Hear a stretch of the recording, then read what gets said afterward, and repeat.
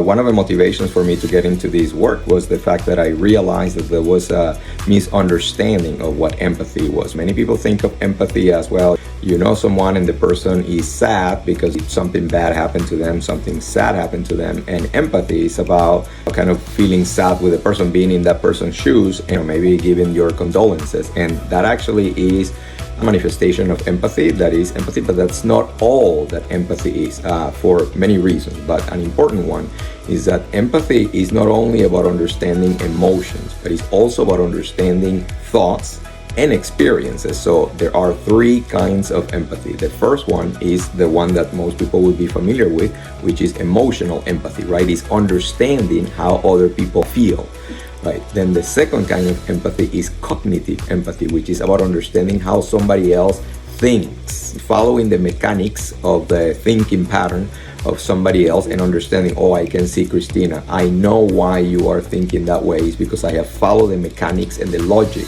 of your thinking. And then the third one, which is called empathic concern or empathetic concern, some experts call it, and some experts call it compassion empathy, is actually when you have the willingness to do something to help somebody with something that they are even thinking, feeling, or experiencing. So an easy way to think about it, empathic concern would be the opposite of cruelty.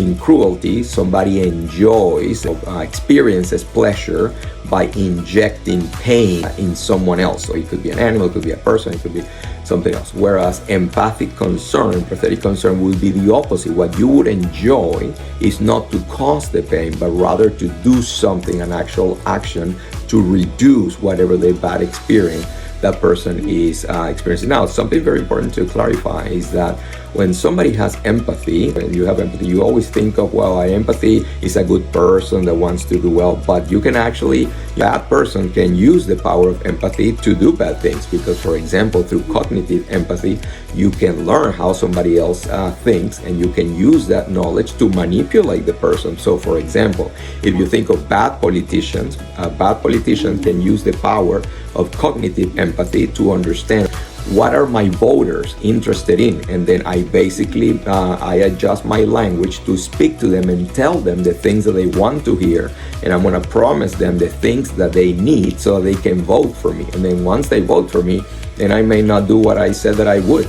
But in this particular case, I used the power of empathy not necessarily to produce good, but I did it for my own personal agenda. So that's why that's an important piece to understand with empathy. Empathic concern is what people sometimes confuse with empathy.